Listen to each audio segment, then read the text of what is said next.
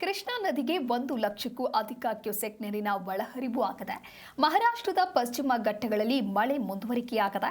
ಮಹಾರಾಷ್ಟ್ರದ ಕೊಯ್ನಾ ಜಲಾಶಯದಿಂದ 23,520 cusec, Rajapur ಬ್ಯಾರೇಜ್ನಿಂದ 84,083 cusec ನೀರು ರಿಲೀಸ್ ಮಾಡಲಾಗಿದೆ.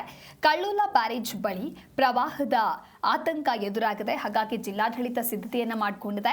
ಚಿಕ್ಕೋಡಿ ಉಪವಿಭಾಗದ 8 ಕೆಳಹಂತದ ಸೇತುವೆಗಳೇ ಜಲಾವೃತಗೊಂಡಿದೆ. ಚಿಕ್ಕೋಡಿಯ 3, ನಿಪ್ಪಾಣಿ ತಾಲೂಕಿನ 5 ಸೇತುವೆಗಳು ಮುಳುಗಡೆಯಾಗಿದೆ.